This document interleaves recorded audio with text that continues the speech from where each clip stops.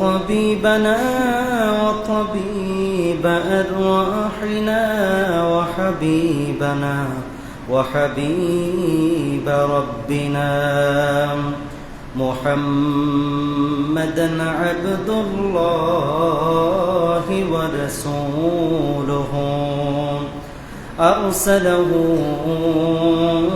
بالحق بشيرا ونذيرا وداعيا إلى الله بإذنه وسراجا منيرا أما بعد فقد قال الله تعالى في كلامه المجيد وفي فرقان الحميد أعوذ بالله من الشيطان الرجيم بسم الله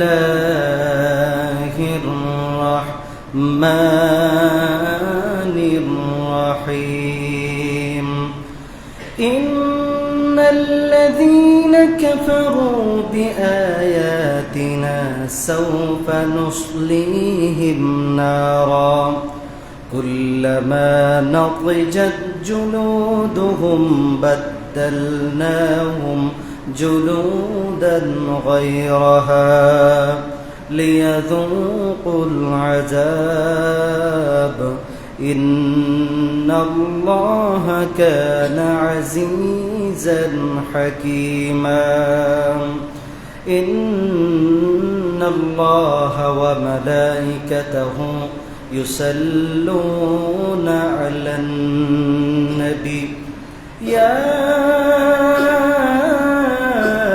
أيها الذين آمنوا صلوا عليه وسلموا تسليما اللهم صل على محمد وعلى آل محمد كما صليت على إبراهيم وعلى آل إبراهيم إنك حميد مجيد اللهم بارك على محمد وعلى آل محمد كما باركت على إبراهيم وعلى آل إبراهيم إنك حميد مجيد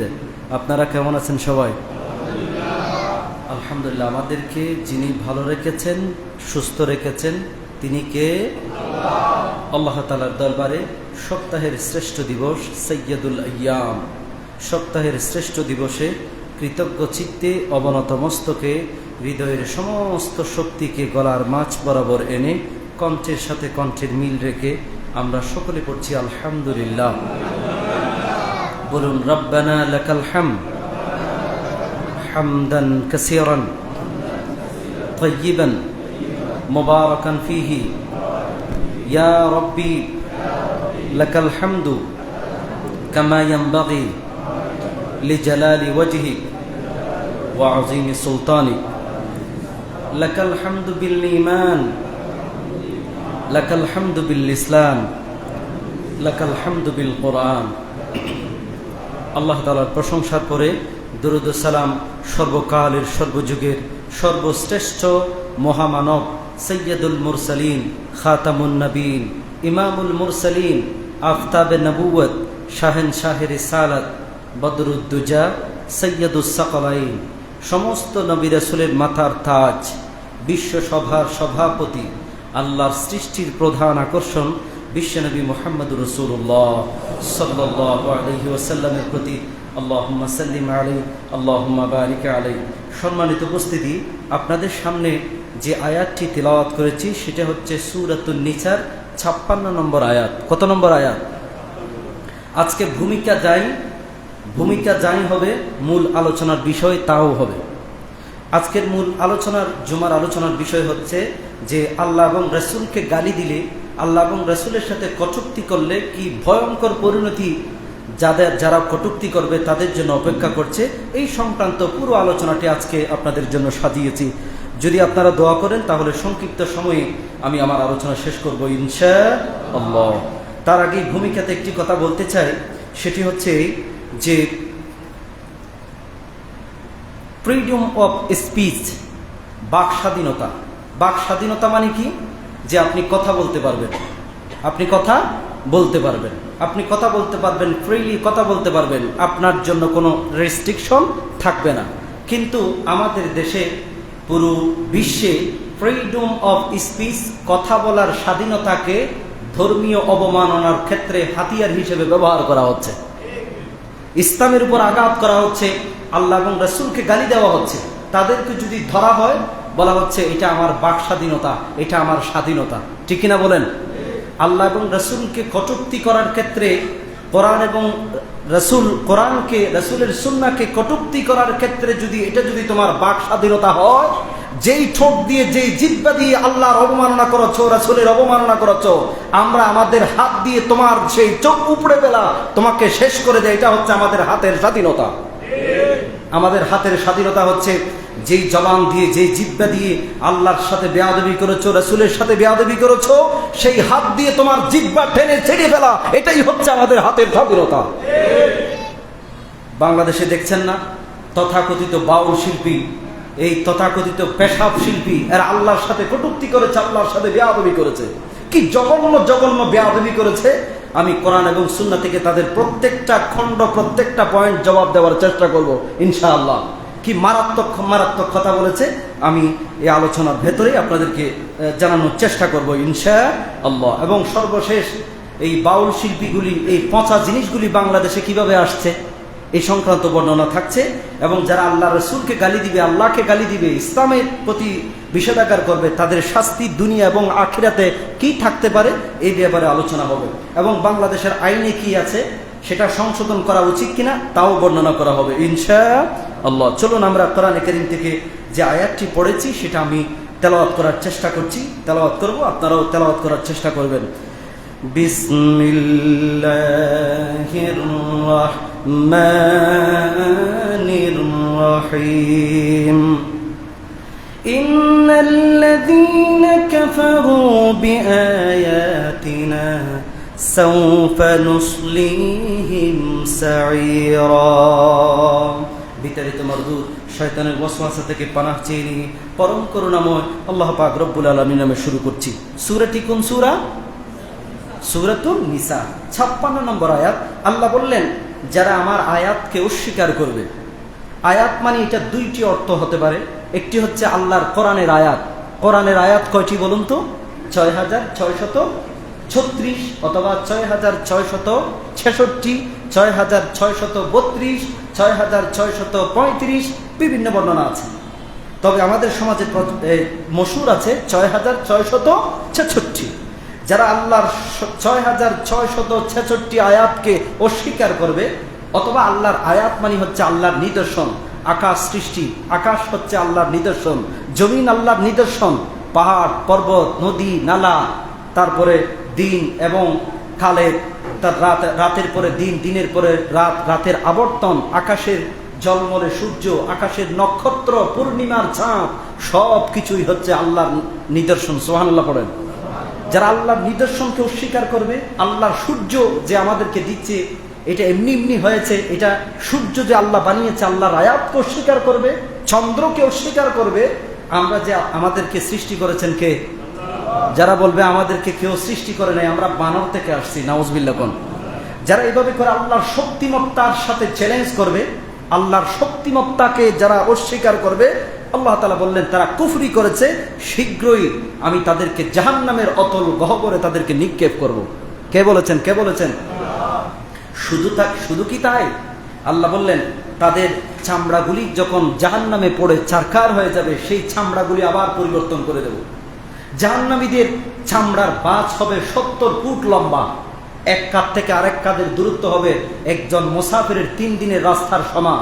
বিশাল বড় কাঁধ এবং কয়েক ফুট, শত শত ফুট পুরুত্ব হবে জাহান্নামীদের চামড়ার পুরুত্ব।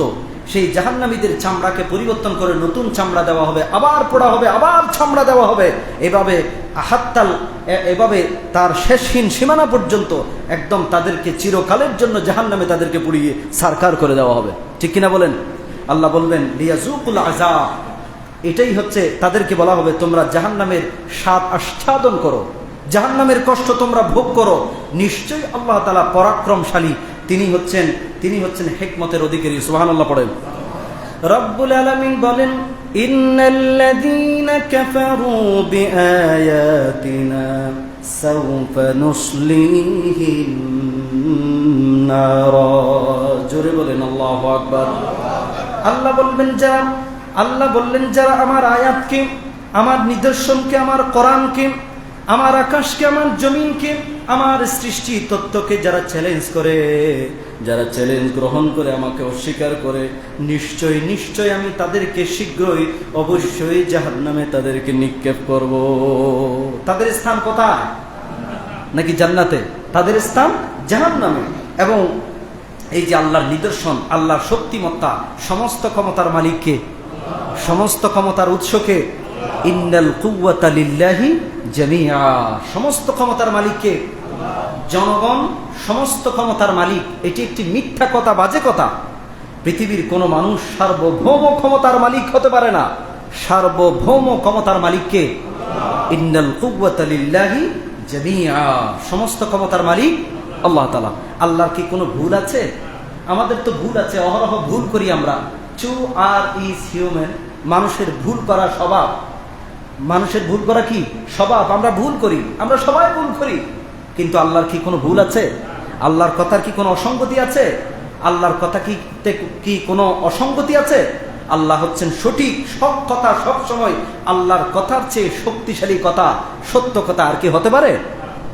আল্লাহর কথার চেয়ে আর শক্তিশালী কথা, সত্য কথা আর হতে পারে না। এই জন্য অনেকেই এই বাংলাদেশের তথাকথিত ওই বাউল শিল্পীরা বলছে আল্লাহর কথায় নাকি অসঙ্গতি পাওয়া গেছে, আল্লাহর কথায় নাকি ভুল আছে। শুধু তাই নয়, তারা আরেক পা আগাই কি বলছে জানেন? কুল আউযু বিরাব্বিন নাস, মালিকিন নাস, ইলাহিন নাস, মিন শাররিল ওয়াসওয়াসিল খান্নাস। নাস শেষে আছে না নাই? কয় মোল্লারা কয় নাচ নিষিদ্ধ, কিন্তু আল্লাহ নিজেই কইছে নাচ করার জন্য, নাচার জন্য আদেশ দিয়েছেন। নাউযুবিল্লাহ। নাচ মানে কি নাচানাচি করা, নাকি নাচ মানে মানব জাতি? কি অপব্যাখ্যা তারা করছে। শুধু তাই নয়, তারা আরো এক দফা এগিয়ে গিয়ে বলছে যে কোন দরবার থেকে খেলাফত দিলে তো দরবারের মর্যাদা কমে না। আল্লাহর মতো আরো 10টা 20টা 30টা আল্লাহ থাকলে আল্লাহর মর্যাদা কমবে না। ওহে আল্লাহ, তুমি এত কিছু বুঝো, কিন্তু তুমি এটা বুঝো না। নাউযুবিল্লাহ। কম আরো কয় মোল্লারা কয় এক দাড়িতে নাকি 70 ফেরেশতা। তোমরা প্রতিদিন খুর দিয়ে প্রতিদিন 70 জন ফেরেশতার গুয়া কাটে ফেলো। নাউযুবিল্লাহ। কম এই কি মুসলমান মুনাফিক নাকি কাফের? বাংলার জমিনে তার জিহ্বা কেটে দিতে হবে এবং তাকে জনসম্মুখে ডাকার রাজপথে তাকে মৃত্যুদণ্ড কার্যকর করতে হবে। না হয় এমন বিদ্রোহের দাবানল বাংলার জমিনে ছড়িয়ে পড়বে, অন্তর্বর্তীকালীন সরকার সেই আগুনকে সামাল দিতে পারবে না।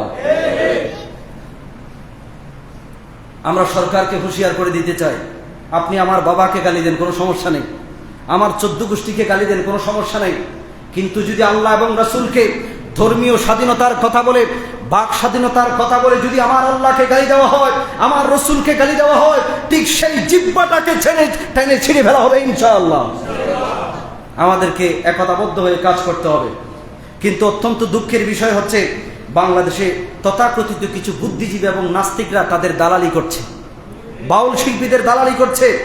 সেই দালালের প্রথম ক্যাটাগরিতে আছে ধূর্ত প্রকৃতির, মুনাফিক প্রকৃতির একজন কুলাঙ্গার, তার নাম হচ্ছে ফারহাত মাজাহার। কি নাম? এই লোকটি নাস্তিকদের দোষর, নাস্তিকদের দালাল এবং ইসলাম থেকে খারিজ হয়ে গেছে। সেই সরাসরি তার মুক্তি চায়।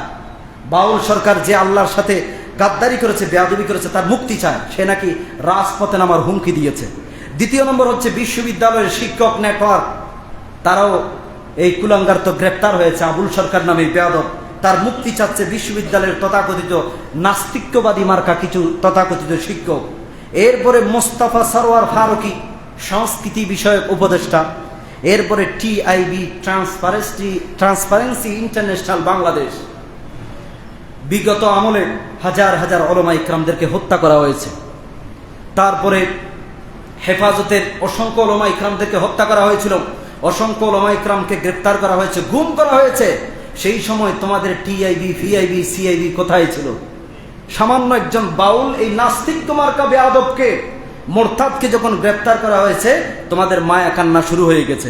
এরপরে দেখেন সুদগুরু বক্ত ও আউলিয়া সেখান পরিষদ তার মুক্তি কামনা করছে। আমরা আন্দোলন করব, প্রয়োজনে রাজপথ ঘেরাও করব, রাজপথ অচল করে দেওয়া হবে। এরপরে 258 জন বিশিষ্ট ব্যক্তি, মাথা মোটা হলুদ সাংবাদিক, তারাও তার এই বেয়াদবের মুক্তি চেয়েছে। সর্বশেষ এনসিপি, ন্যাশনাল সিটিজেন পার্টি, তারাও এই বেয়াদবের মুক্তি চেয়েছে। নাউজুবিল্লাহি মিন যালিক। আমরা যারা তার মুক্তি চেয়েছে, এই বেয়াদব আবুল সরকারের মুক্তি চেয়েছে, তাদের প্রতি আমরা অনুরোধ করব, আপনার কাছে কি আল্লাহর মর্যাদা সম্মান বড়, নাকি আবুল সরকার বাউল নামে পেশাব শিল্পীদের মর্যাদা তোমাদের কাছে বড়? এটা জাতির কাছে ক্লিয়ার করতে হবে। তা না হলে আপনাদেরকে আমরা মুনাফিক এবং ইসলাম বিদ্বেষী বলে আপনাদেরকে চিহ্নিত করব। ঠিক কিনা বলেন? এই বেয়াদবগুলি ইসলামের উপর একের পর এক আঘাত করেই যাচ্ছে। এখন সবাই বলছি আমরা সে আল্লাহর সাথে বেয়াদবি করেছে, আল্লাহর সাথে বেয়াদবি করছে, আমরা মিছিল মিটিং প্রতিবাদ করছি, কিন্তু আসলে বেয়াদবিটা করছে কি এই ব্যাপারে বিস্তারিত কেউ বলে নাই। সর্বপ্রথম চট্টগ্রাম থেকে আমি প্রতিবাদ করেছি লাইভ প্রোগ্রামে এসে। সেই বেয়াদবিগুলো কি করছে? 4টা পয়েন্টে বেয়াদবি করছে। 1 নাম্বার, সে বলছে আউয়ালু মা খালাকাল্লাহু আল ইশক। সে বলছে সর্বপ্রথম নাকি আল্লাহ এশক সৃষ্টি করেছেন। এশক মানে কি? ভালোবাসা। এটা মিথ্যা কথা, বাজে কথা। এইরকম কোন শব্দ কোরআনের কোন জায়গায় পাওয়া যায়নি, হাদিসেও পাওয়া যায় না। আলহামদুলিল্লাহ অনেক হাদিস আমার পড়াশোনা আছে, কৌমিয়ালিয়া থেকে শুরু করে ভার্সিটির সব জায়গায় মোটামুটি হাদিসের মোটামুটি একটা ধারণা আমার হয়েছে। সব জায়গায় খুঁজে তন্ন করছি, আল্লাহ কি আসলেই প্রথম সৃষ্টি, প্রথমে কি এশক সৃষ্টি করেছেন, ভালোবাসা সৃষ্টি করেছেন? না। এরপরে সে আরেকটি কথা বলেছেন, আউয়ালু মা খালাকাল্লাহু নূরা। আল্লাহ নাকি প্রথমে নূর সৃষ্টি করেছেন। নাউজুবিল্লাহ পড়েন। এরপরে বলছে আউয়ালু মা খালাকাল্লাহু আল আরশ। আল্লাহ নাকি প্রথমে আরশ সৃষ্টি করেছেন। সে তো আর অ্যারাবিক গ্রামার সংক্রান্ত তার জ্ঞান নেই, ইচ্ছে মতো সে শব্দের উচ্চারণ করেছে। ফাইল, মফুল, মুক্তাদা খবরের কোনো তোয়াক্কা তার কাছে নেই। এরপরে বলেছে আউয়ালু মা খালাকাল্লাহু আর রূহ। আল্লাহ নাকি প্রথমে রূহ সৃষ্টি করেছেন। এখন চারটা প্রথম হয়ে গেছে না? প্রথমে এশ, প্রথমে নূর, প্রথমে রূহ, প্রথমে আরশ। 4 রকম হয়ে গেছে না? সে ইচ্ছে মতো এগুলো বানিয়ে নিয়েছে। ইচ্ছে মতো কি নিয়েছে? আল্লাহর কথায় গুয়া মাথা কিছুই পাই না। নাউজুবিল্লাহ কোন মাথা মানি মাথা, আর গুয়া মানি পশ্চাদদেশ। আমি এই বিশ্রী শব্দ বাংলা ভাষায় উচ্চারণ করতে পারছি না। নাউজুবিল্লাহ কোন আল্লাহর কথায় কোনো গুয়া মাথা কিছুই পাই না। যে এক কথায় বিভিন্ন রকমের কথা বলে, এটারে কি মুখ কয় নাকি হুক কয়? মুখ মানি মুখই, হুক মানি পেছনের রাস্তা। নাউজুবিল্লাহ কোন কত বড় বেয়াদবি করছে। এই জঘন্য শব্দগুলি, এই জঘন্য 4টা বাক্য কোরআনের কোথায়ও নাই, হাদিসের কোথায়ও নাই। এরা নিজেরাই নিজেদের মতো করে বানিয়ে আল্লাহর সাথে বেয়াদবি করার জন্য একটা হাতিয়ার বানিয়ে নিয়েছে। বাংলার জমিনে এদের বিচার হতে হবে। যদি এদের বিচার করা না হয়, তৌহিদি জনতা রাজপথে নামতে বাধ্য হবে ইনশাআল্লাহ। কারা কারা মাঠে নামতে প্রস্তুত? হাত উঠিয়ে আল্লাহকে দেখান। আল্লাহ আমাদের হাত কবুল করো, সকলে বলুন আমিন। এই বেয়াদবি করেছে। আসলে এটি কি কোনো কোরআনের আয়াত, আল্লাহর কথা, কোনো হাদিস, কোনো বুজুর্গদের কোনো উক্তি? এটা নিজেরাই নিজেদের মতো জারি গান বানিয়ে, বিভিন্ন গান বানিয়ে সেটা আল্লাহর নামে ছাড়িয়ে দিয়েছে। এবার আসুন কোরআনে কি বলছে, হাদিসে কি বলছে একটু ব্যাখ্যা করি। প্রথম সৃষ্টি কি জানার দরকার আছে না? না হয় সমাজে একটা বিভ্রান্তি থেকে যাবে। প্রথম সৃষ্টি আল্লাহ তাআলা কলম সৃষ্টি করেছেন। কলম তো আপনারা জানেন। কলম কি সৃষ্টি? কলম। রব্বুল আলামিন বলেন ইকরা বিসমি রাব্বিকাল্লাযী খালাক খালাকাল ইনসানা মিন আলাক। জোরে বলেন আল্লাহু আকবার। রব্বুল আলামিন আল্লাহর হাবিবকে বললেন, ও নবী আপনি পড়েন ইকরা বিসমি রাব্বিকাল্লাযী খালাক। আপনি আপনার প্রভুর নামে পড়তে শুরু করেন। ইকরা বিসমি রাব্বিকাল্লাযী খালাক খালাকাল ইনসানা মিন আলাক। রব্বুল আলামিন মানুষকে আলাক থেকে, রক্তপিণ্ডলি থেকে সৃষ্টি করেছেন। ইকরা ওয়া রাব্বুকাল আকরামুল্লাযী আল্লামা বিল কলম। তুমি পড়ো সেই মহান সত্তার নামে, ইকরা ওয়া রাব্বুকাল আকরামুল্লাযী, সেই মহান সত্তার নামে যিনি কলম দ্বারা তোমাদেরকে শিক্ষা দিয়েছেন। যিনি আমাদেরকে কি দিয়ে শিক্ষা দিয়েছেন? কলম দ্বারা শিক্ষা দিয়েছেন।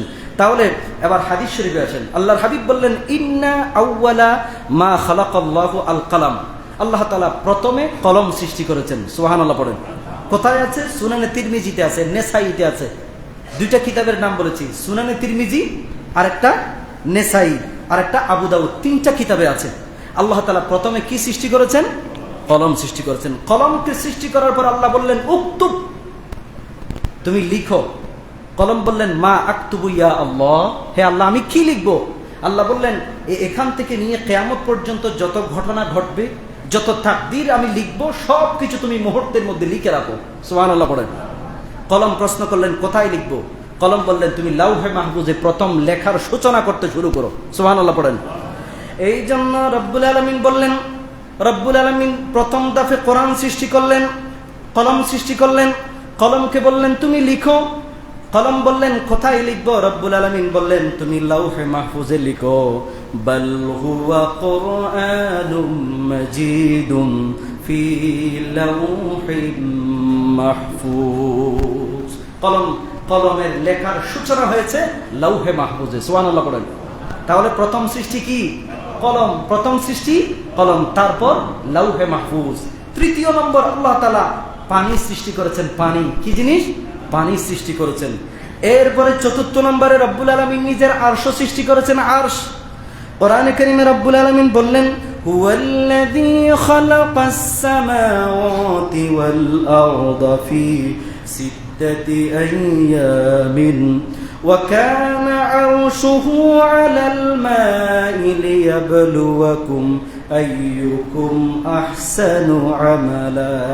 জোরে বলেন আল্লাহু আকবার। আল্লাহ বললেন, আমি 6 দিনে আকাশ এবং জমিন সৃষ্টি করেছি। 6 দিনে আকাশ এবং জমিন সৃষ্টি করার পরে পানি সৃষ্টি করেছি। পানির উপরে আমি আরশকে স্থাপন করেছি। শুক্রবারে জুমার পরে আমি আমার আরশ আজিমে সমাসীন হয়েছি। সুবহানাল্লাহ। আবার বলছি, প্রথমে কলম, তারপর লাউহে মাহফুজ, তৃতীয় নম্বর পানি, চতুর্থ নম্বর সেই পানির উপরে আল্লাহ তাআলা নিজের আরশটাকে স্থাপন করেছেন। সুবহানাল্লাহ। এক নম্বর কি?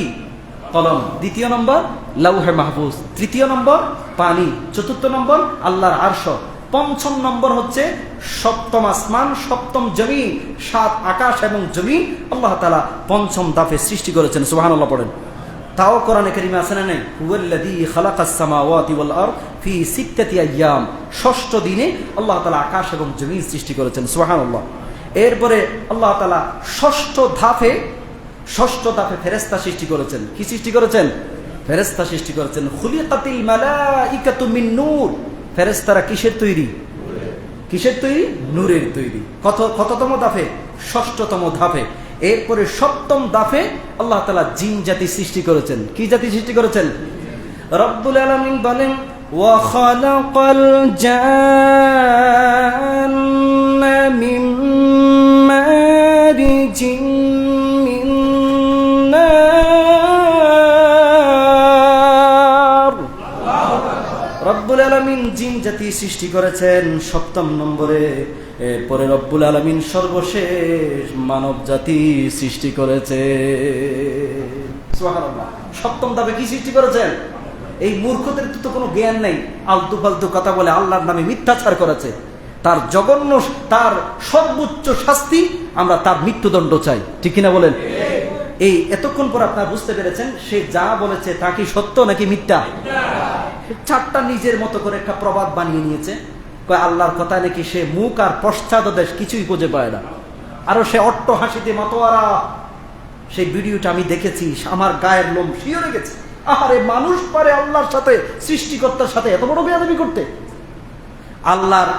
আল্লাহকে যদি ভালো না লাগে, আল্লাহর হুকুম যদি ভালো না লাগে, আল্লাহর রিস্ক যদি ভালো না লাগে, আল্লাহর অক্সিজেন যদি ভালো না লাগে, নাকটা বন্ধ করে পৃথিবীতে বেঁচে থাকার তোমার কোনো অধিকার নাই। এই পৃথিবী ছেড়ে কোথায় চলে যাও? কোথায় যাওয়ার কোনো সুযোগ আছে? আল্লাহর অক্সিজেন গ্রহণ করবা, আল্লাহর সূর্যের আলো গ্রহণ করবা, পূর্ণিমার চাঁদের আলো গ্রহণ করবা, আল্লাহর জমিনের উপরে চলাফেরা করবা, আল্লাহর রিজক গ্রহণ করবা, কিন্তু আল্লাহর সাথে বেয়াদবি করবা, এই দ্বিচারিতা বাংলার জমিনের মুসলমানরা কখনো মেনে নিবে না।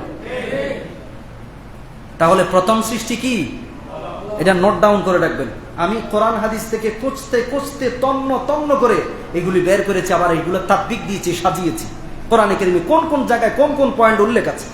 প্রথম সৃষ্টি কলম, দ্বিতীয় নম্বর লাউহে মাহফুজ, তৃতীয় নম্বর পানি, চতুর্থ নম্বর আল্লাহর আরশ, পঞ্চম নম্বর আকাশ এবং জমিন, ষষ্ঠ নম্বর ফেরেশতা, সপ্তম নম্বর জিন জাতি, অষ্টম নম্বর মানব জাতি। সুবহানাল্লাহ পড়েন। কত বড় জঘন্য মিথ্যাচার করছে দেখছেন। কয় প্রথম সৃষ্টি নাকি আরশ, প্রথম সৃষ্টি নূর। ওই প্রথম প্রথম বলে যে আল্লাহকে বলছে আল্লাহ এক কথা, এক মুখে দুই কথা কয়। কয় যে এক কথায় দুই কথা কয়, এক মুখে দুই কথা কয়, তারটা নাকি মুখ নয়, সেটা প্রস্তাদ ওদের ফাঁসা হয়ে গেছে। নাউজুবিল্লাহ। আবার বাংলাদেশে মাথা মোটা বুদ্ধিজীবীরা তাদের পক্ষে দালালি করছে। এবার আসুন, এই ফসা জিনিস বাংলাদেশে ঢুকছে কিভাবে জানার দরকার আছে না? এই পচা জিনিসের তো কোনো অভাব নাই। এই পচা জিনিস বাংলাদেশে ঢুকছে কিভাবে? আমি ইতিহাস থেকে এই বাউলদের বেশ কয়েকটা বই থেকে আমি নিয়েছি এবং ইন্টারনেট থেকে, গুগল থেকে সার্চ করে সেগুলি বের করেছি। প্রাচীন ফিলিস্তিনের রামসামারায় বাল নামে এক প্রজনন দেবতা ছিল। সেই প্রজনন দেবতাই এই বাউল সম্প্রদায়ের উৎপত্তি ঘটিয়েছে। সেটা সে নিজেই সৃষ্টি করেছে। তার নাম হচ্ছে যে বাল, সে প্রজনন দেবতা। তার ধর্মের প্রধান হাতিয়ার হচ্ছে, ধর্মের প্রধান অংশ হচ্ছে মৌতন করা। কি করা? মৌতন করা মানে হচ্ছে যৌন মিলন করা, জেনাবে বিচার করা। নাউজুবিল্লাহ পড়েন। তাদের বিধানে কোনো বিয়ে নাই। কয় যেখানেই পাও নারীর দেহ ভোগ করো। নাউজুবিল্লাহ কোন। এই প্রাচীন ফিলিস্তিনের রাজসামারায় সেখানে তাদের এই বাজে সম্প্রদায়টির উৎপত্তি ঘটেছে। এরপরে আরেকটি বর্ণনা আসছে 8ম থেকে 10ম শতকে পারস্য তথা ইরানে বাল নামে এক সুফি সাধনার উদ্ভাবন, সেখান থেকে বাউল সম্প্রদায়ের উৎপত্তি ঘটেছে। তাহলে প্রথমে পেলাম ফিলিস্তিন, তারপরে পেলাম ইরান। এবার আসুন উপমহাদেশে। তারা সেখান থেকে ওই পারস্য ইরান থেকে দলে দলে দলে দলে ভারতীয় উপমহাদেশে ঢুকেছে। কোথায় ঢুকেছে? ভারতীয় উপমহাদেশে ঢুকেছে। ভারতীয় উপমহাদেশের শাসকদের দ্বিচারিতার কারণে, তাদের আশ্রয় এবং প্রশ্রয়ের কারণে তারা ভারতীয় উপমহাদেশের বিভিন্ন প্রদেশে দলে দলে তারা ঢুকেছে। তারা সেখানে তাবু স্থাপন করেছে গান বাজনার মাধ্যমে। তারা মনে করতো এটা অনেক বড় আল্লাহর বুজুর্গ পীর, অথচ সে গানের মাধ্যমে, তবলার মাধ্যমে, হারমোনির মাধ্যমে ইসলামের উপর, ইসলাম এবং মুসলমানদের উপর তীব্রভাবে হামলা করেছে তারা। ঠিক কিনা বলেন? উপমহাদেশে পেলাম ইতিহাস। এবার আসেন বাংলাদেশে এই পচা জিনিস ঢুকছে কিভাবে। 1947 সালে, আপনারা তো মোহাম্মদ আলী জিন্নার নাম শুনছেন না? 1947 সালে দ্বিজাতি তথ্যের ভিত্তিতে 2টি স্বাধীন রাষ্ট্রের জন্ম হয়েছে, একটি ভারত আর একটা পাকিস্তান। ভারতের জমিনে কিছু বাউল অবস্থান করছিল, আবার ওখান থেকে কিছু বাউল দলে দলে পাকিস্তানে ঢুকেছে। তাহলে পাকিস্তানে কিছু আর ভারতে কিছু। তো পাকিস্তান, এই দেশটা তো বাংলাদেশ হওয়ার আগে পাকিস্তানের অন্তর্ভুক্ত ছিল। 1971 সালের মহান মুক্তিযুদ্ধে এক সশস্ত্র সংগ্রামের মাধ্যমে আল্লাহ তাআলা আমাদেরকে বিজয় দান করেছিলেন। সুবহানাল্লাহ পড়েন। পেয়েছি আমরা নতুন ভূখণ্ড, নতুন মানচিত্র। সেই সময়ে যখন দেশ ভাগ হয়েছে, এইটা বাংলাদেশ হয়েছে, এটা পূর্ব পাকিস্তান, ওইটা পশ্চিম পাকিস্তান, তখন বাংলাদেশে বেশ কিছু বাউল অবস্থান করছিল। সেই বাউলগুলি বাংলাদেশের টেকনাফ থেকে তেঁতুলিয়া তারা ছড়িয়ে ছিটিয়ে গিয়েছে। সেখান থেকে আস্তে আস্তে আস্তে আস্তে বিভিন্ন নাস্তিক এবং মোরতাদ এবং শাসকদের পৃষ্ঠপোষকতায়, তাদের সহযোগিতায় বাংলার জমিনে একটা তাদের সংঘবদ্ধ নেটওয়ার্ক সৃষ্টি হয়ে গেছে। ঠিক কিনা বলেন? এদের সংঘবদ্ধ নেটওয়ার্ক চক্রের 20 দাঁত ভেঙে দিতে হবে ইনশাআল্লাহ। তাদের চক্রকে নস্যাৎ করে দিতে হবে। তাহলে আপনারা ইতিহাস পেয়েছেন প্রাচীন ফিলিস্তিনে, রাজসামারায়, এরপরে ইরানে, ইরান থেকে ভারতীয় উপমহাদেশে, ভারতীয় উপমহাদেশ থেকে তারপরে পাকিস্তানে ঢুকছে। পাকিস্তান 2 ভাগে বিভক্ত, বাংলাদেশ আর পূর্ব পাকিস্তান, পশ্চিম পাকিস্তান, এটা বাংলাদেশ হয়েছে। এখান থেকে পুরো বাংলাদেশে ছড়িয়ে গেছে। তাহলে তাদের একটা ইতিহাস হচ্ছে। এই পচা জিনিস আমাদের দেশে ধীরে ধীরে আমাদের ইসলাম এবং মুসলমানদের আকীদা বিশ্বাসকে বিদেশি সহযোগিতায় তারা গ্রাস করার চেষ্টা করতেছে। তাদের সেই স্বপ্ন কখনো বাস্তবায়ন হবে কি? হবে না ইনশাআল্লাহ। এরপরে আসুন তাদের এই শব্দটা ব্যাখ্যা করি। সংস্কৃত বাউল শব্দটি সংস্কৃত শব্দ, বাংলা ডিকশনারিতে আমি খুলেছি, এটা বাউল শব্দটি বাতুল থেকে এসছে। বাতেল মানে কি? বাতেল মানে রিজেক্টেড করে দেয়া, বাতেল মানে শেষ করে দেওয়া, নিঃশেষ করে দেওয়া। তো বাতেল অথবা বাতুল শব্দ থেকে বাউল শব্দটি আসছে। এই বাতুল শব্দের অর্থ হচ্ছে ম্যাড, পাগল। বাউল সম্প্রদায়ের মানুষগুলি পাগল টাইপের হয়, ঠিক কিনা বলেন? শব্দের ভেতরে তাদের অর্থ আছে না নাই? তাদের ভেতরে লুকিয়ে তো আছে। অথবা এবার বাউল শব্দটি অ্যারাবিক ডিকশনারিতে ব্যাখ্যা করি। বালা ইয়াবুলু বাউলান, বাবা নাসারা থেকে। মাদ্দা হচ্ছে এখানে ওলামায়ে হযরত যারা আছেন, ইমাম সাহেব সহ মুয়াজ্জিন সাহেব যারা আছেন, তারা অ্যারাবিক গ্রামার সংক্রান্ত, ইলমু সরফ সংক্রান্ত জ্ঞান যাদের আছে তারা বুঝবেন। বালা ইয়াবুলু বাউলান মানে শাসিদন মুতনা শাসক। ওই যে কওমি মাদ্রাসা একটা কিতাব পড়েছিলাম, ফার্সি পহিলা, নাম শুনছেন না? বালা ইয়াবুলু বাউলান মানে পেশাব করা। কি করা? পেশাব করা। এখন বাউল শিল্পী মানে পেশাব শিল্পী। কি শিল্পী? পেশাব শিল্পী। যেই শিল্পীদের নামের ভেতরে পেশাবের গন্ধ পাওয়া যায়, সে কিভাবে আল্লাহ এবং রাসূলের গন্ধ পাবে? ঠিক কিনা বলেন? তাদের নামের ভেতরে বোঝামিল আছে না নাই? বাউল শিল্পী মানে পেশাব শিল্পী। এই বেয়াদবগুলি একের পর এক ইসলামের উপর আঘাত করেই যাচ্ছে, এবং তাদেরকে সাপোর্ট হিসেবে বিদেশি শক্তি আছে না নাই? বাংলার জমিনে এই তাদের স্বপ্ন বাস্তবায়ন হবে না। আমাদেরকে একতাবদ্ধ থাকতে হবে, এই তাদের বিরুদ্ধে প্রতিরোধ গড়ে তুলতে হবে। প্রয়োজনে আমরা তাদের বিরুদ্ধে সশস্ত্র জিহাদের ডাক দেব ইনশাআল্লাহ। এরপরে বাউলদের আকীদা বিশ্বাস নিয়ে কিছু কথা বলবো। তাদের কি জঘন্য আকীদা! তারা বলছে যে আল্লাহ বলতে কিছুই নেই, আমাদের গুরুই আমাদের আল্লাহ। নাউজুবিল্লাহ। আমাদের গুরুর ভেতরে বিষ্ণু, তারপরে আল্লাহ, রাসূল, মানে সমস্ত শক্তি আমাদের গুরুর ভেতরে আছে। বাইরে আল্লাহ খোঁজার কোনো দরকার, নাউজুবিল্লাহ পড়েন। তাদের নিজস্ব কোনো ধর্ম নাই, না তারা কোনো মুসলমান, না তারা কোনো কি হিন্দু, না তারা কোনো খ্রিস্টান। তারা কৌশলে মুশরিকদের সাথে আতাত করে হাত মিলিয়ে গানের মাধ্যমে, হারমোনির মাধ্যমে, তবলার মাধ্যমে এই দেশে তারা কুফরি মতবাদ প্রচার করতে চায়, ঠিক কিনা বলেন? এরপরে তারা বলে, আমি তাদের বই থেকে সংগ্রহ করছি, মোটেও মিথ্যা কথা বলছি না, মোটেও বানিয়ে কথা বলছি না। তারা বলছে মদ খাওয়া হারাম, কিন্তু গাঞ্জা খাওয়া হালাল। গাঞ্জা খেলে ভালো করে সাধনা করা যায়, কয়েক মুহূর্তের জন্য চেতনা বিলুপে স্রষ্টার আরাধনা করা যায় এবং সাধনা করা যায়। এই জন্য তারা গাঞ্জা খায় কিন্তু মদ খায় না। আসলে কি গাঞ্জা হালাল না হারাম? হারাম। এরপরে তারা আরো কিছু প্রেম ভাজা নামে, প্রেম ভাজা নামে একটা খাবার তারা তৈরি করে। তারা বলছে এটা খেলে নাকি রোগ শেফা হয়। সেটা কিভাবে তৈরি করবে? কুমারী, নাউজুবিল্লাহি মিন যালিক, কুমারী নারীদের প্রথম মাসিকের রক্ত, পুরুষের বীর্য, নাউজুবিল্লাহ, রক্ত, মল, মূত্র, এইগুলিকে ব্লেন্ডার করে মিক্স করে তারা একটা ওষুধ বানায়। সেটার নাম হচ্ছে নাকি প্রেম ভাজা। কি নাম? প্রেম ভাজা। এটা খেলে নাকি এটা নাকি সর্বরোগের ওষুধ। নাউজুবিল্লাহ, এটা সর্বরোগের ওষুধ। এরপরেও কি বাউলদেরকে আপনারা মুসলমান বলবেন? এরা কুফরের চেয়ে, কাফেরদের চেয়ে নিকৃষ্ট। এরপরে আরো বলবো নাকি? আরো বলবো। এরপরে তারা বলছে যে পরকীয়া প্রেম জায়েজ।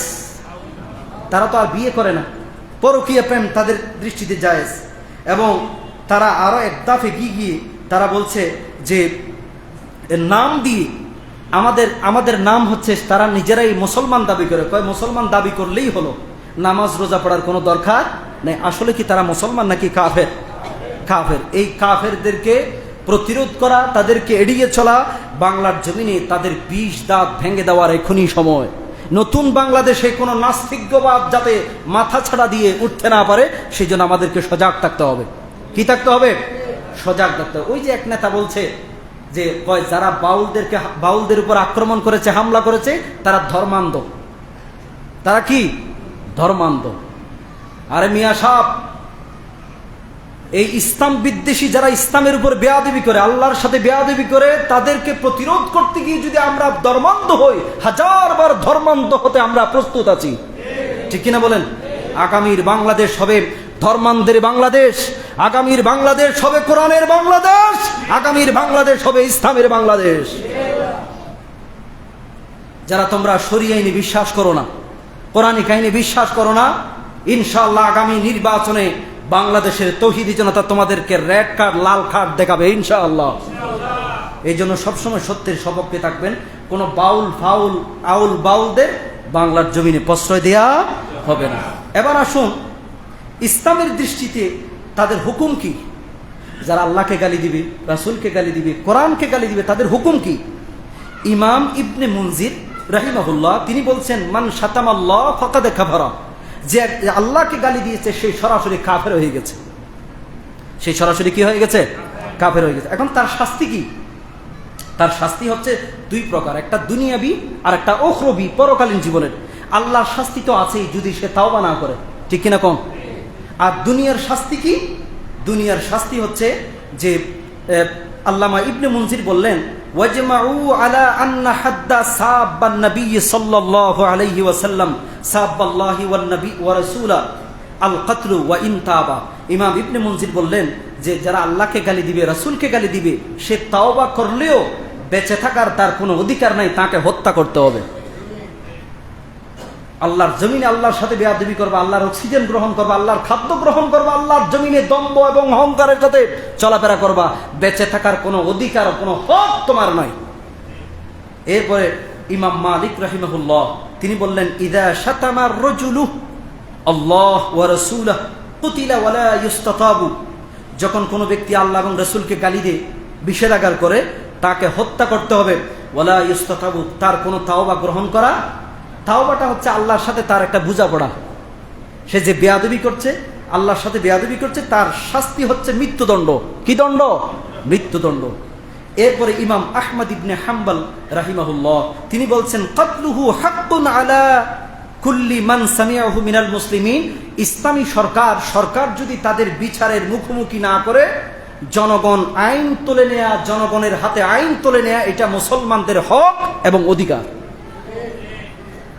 আমি মোটেও বানিয়ে কথা বলছি না। এরপরে আসুন তাহলে আমরা তাদের সর্বোচ্চ শাস্তি কি চাই? মৃত্যুদণ্ড চাই, কারণ সে বেঁচে থাকার কোনো অধিকার। সূরা নাস, কুল আউযু বিরাব্বিন নাস মালিকিন নাস, সে নাসানাসির গন্ধ পায়, সে নাসানাসির গন্ধ পায়, দাড়ি নিয়ে কটূক্তি করছে, আল্লাহর সাথে বেয়াদবি করছে, এরপরেও বেঁচে থাকার তার কোনো অধিকার আছে? অন্তর্বর্তীকালীন সরকারের প্রধান চিফ মাননীয় প্রধান উপদেষ্টা ডক্টর প্রফেসর মোহাম্মদ ইউনূস সাহেবকে আমরা বলবো, এই বেয়াদবকে সর্বোচ্চ শাস্তি দেওয়া হোক, আর বাংলাদেশের আইন সংশোধন করা হোক। বাংলাদেশের আইনে কি আছে আমি তাও কোট করে নিয়ে আসছি। বাংলাদেশে একটা প্যানাল কোড আছে 1860, সেই কোডে আছে 295 সেকশন এ, ডিলিবারেট অ্যান্ড মেলিসিয়াস ইন্টেনশনে লেখা আছে, কেউ যদি আল্লাহকে গালি দিয়ে, রাসূলকে গালি দিয়ে, ইসলাম নিয়ে বিষেধাগার করে, তাহলে তার সর্বোচ্চ শাস্তি হবে 2 বছরের কারাদণ্ড। কত বছরের? এটা কি যথাযথ হয়েছে নাকি যথাযথ হয় নাই? যথাযথ হয় নাই। এই আইনকে সংশোধন করে 1860 সেকশন 295 এ কে সংশোধন করে সেখানে মৃত্যুদণ্ড বিধানকে যুক্ত করতে হবে, তার ডেথ পেনাল্টি দিতে হবে। বেঁচে থাকার কোনো হক আল্লাহর জমিনে তার থাকার অধিকার সে হারিয়েছে। আল্লাহ আমাদের সকলকে বুঝার তৌফিক দান করুক, সকল বলুন আমিন। এই জন্য বন্ধুগণ, কারো প্রতি বিশেষ আক্রোশ থেকে কথাগুলো বলিনি, যে বেয়াদবি করছে এই রেফারেন্সগুলি আপনাদের সামনে তুলে ধরেছি। যাই হোক, আল্লাহ আমাদের সকলকে আল্লাহ এবং রসুলের পক্ষে থাকার তৌফিক দান করুক, সকল বলুন আমিন। এবং যারা ইসলামের সাথে বেয়াদবি করতে চায় আল্লাহ তাদেরকেও হেদায়েত দান করুক, সকল বলুন আমিন। আসসালামু আলাইকুম ওয়া রাহমাতুল্লাহি ওয়া বারাকাতুহু।